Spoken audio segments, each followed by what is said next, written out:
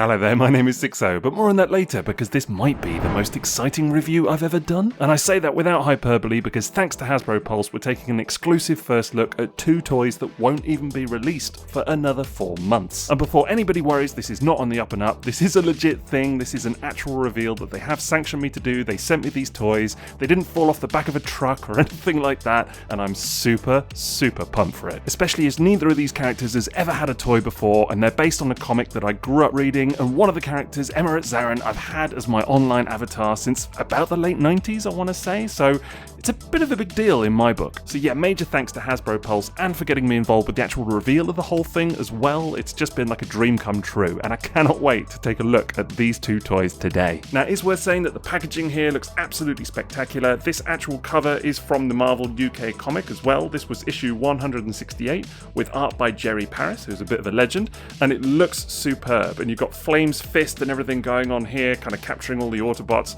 Just beautiful. And I can't believe they even snuck in the Action Force subtitle on there as well. Just brilliant. And if we come around to the side, just there, you will actually see that there's some more original artwork just here. That's actually from Marcello Martiri, who many of you will know is heavily involved with Transformers, and it looks great, honestly, just fantastic renditions of both characters. And one thing I hadn't appreciated about these comic releases until now is that they're actually done in a kind of book box style, so you can actually flip open the front cover and see the toys within, so that looks really cool. And there they are, they look superb. And I feel like a lot of people are maybe going to be surprised by how small Xaaron is, comparatively speaking here. I mean, he is a deluxe, but still, that's going to catch a few people off guard, I reckon. But we'll talk a little bit about that as we go through. But of course, I'm most excited about checking out the contents of the box, if anything. So I think it's time we go ahead and get them out of there. Anyway, here they are right out the box, and honestly, what a strong first impression of these 2. It's really strange to see them both rendered in such nice fashion, especially Xaaron, which, as I say, is just a bit of a dream come true for me. But honestly, first impressions, they look great. They look so good. Now, there are various accessories as well. You've obviously got the cannon for Flame and a few bits for Xaaron, which kind of make up armor, so we'll take a look at that also. But yeah, honestly, very strong first impression going on here right out the box. And they were designed by Evan Brooks from Hasbro, who I know is like super passionate about this kind of, comic lore and things like that. So it's no surprise to see a lot of love got into this. I think he worked with Takashi Konohiro from Takara Tomy as well, so he's an absolute legend. He designed like the original Hot Rod and lots of stuff through like Unicron Trilogy, and actually even stuff like the War for Cybertron Unicron, the HasLab Unicron and everything as well. So, a very strong team working on these, and honestly, the result is just wonderful. Now, if you really want to, you can install Flame's cannon on his back, just like that, so that's kind of a nice little bit of weapon storage for you. But I imagine that most people are going to want to have it in pride of place on his arm to kind of complete the look. Now, of course, this guy is a retool of the Studio Series War for Cybertron game Megatron, as many people have correctly identified online, but quite extensive actually. I mean, it's got a new chest, new head, I want to say new thighs, and I think new forearms as well, so the lower legs are basically exactly the same, but many bits on this entirely new in terms of moulding, so it's not a straight up repaint at all. And that new head sculpt is just gorgeous. I mean, again, new mould, looks great, just like the character from the comics. Really nice, crisp and clear as well, super detailed, love it. Really like how this chest piece is separately moulded for the titular Flame, as it were. And of course he's an Autobot, but not a good Autobot, let's say. Bit of an evil scientist guy, this one. And you get a bit of that going on the thighs and areas as well, where it's not just paint that makes the colour difference, there is actually a bit of indentation in the moulding as well, so that's really cool. You got some of those sort of comic-styled lines, the kind of tampos on areas like the lower legs and the cannon, which has caused a little bit of comment online. I know not everyone is a big fan of those. I actually think it's a lot more subtle on Flame than it is on Xaaron, as we'll see, and I really don't mind it, I gotta say. I mean, you can see it more along the edge of the cannon just here, but it just kind of looks like part of the deco, if anything. One thing that I know will cause a lot of comment as well is the grey hands, because in the comic, Flame has red hands, and even on the cover that they've chose to use on the box for this release, you can see that he's very clearly got red hands as well, because that is his hand, so a bit of a strange choice there, but it is what it is. And then here you can see the toy from the rear, and honestly, it's pretty cohesive actually, like there's no real gaps or anything like that, a little bit kind of around the spine, but honestly I think it looks great. Now articulation wise it's pretty good overall. I mean the head is on a ball joint, so can look up and down just a little bit and from side to side, that's all good. Arms are pretty mobile, I mean you can go all the way around at the shoulder and all the way up to about 90 degrees as well. You've also got this bump on his shoulder, you can kind of position that however you want I guess. Now there isn't a bicep swivel as such because it sits just below the elbow, but it works just fine. Now technically the elbows are actually double jointed for transformation, so you can actually get them with a little bit of forward course, there we go, all the way up and over. There is no wrist swivel, but you can give them a little wiggle just like that, if indeed you want to. Now, the legs are where it gets interesting, because the hips are brilliant, because they will actually go all the way up to very high degree. There you go, you can get a huge range of motion out of them, and all the way out to the side as well. But the legs, the lower legs, the knees I should say, is when it, there's a bit to say about this, because there's a weird tab just here that many people are familiar with from game Megatron already, and sadly it is intact on this version as well. So as far as the knees go, that's basically all you're going to get out of that. It's not even quite, 45 degrees?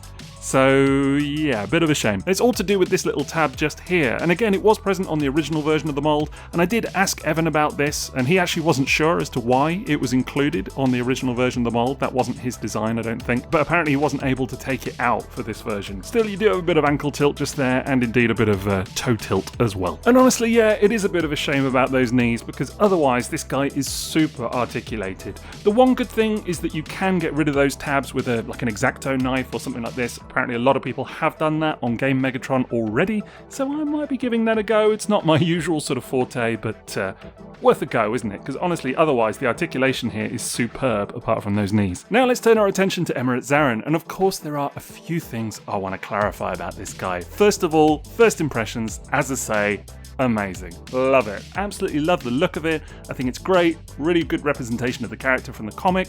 Very pleased. Like, I think it's super clever that you can lose the armor pieces and all of that. And actually a really interesting mold choice with this one, because I know tons of people, myself included, would have probably imagined this as a Megatron retool of some kind, because in the comics, well, at least in his first appearance, Xaaron's head and kind of chest area was sort of loosely based off the Megatron toy, the G1 Megatron toy and the box art.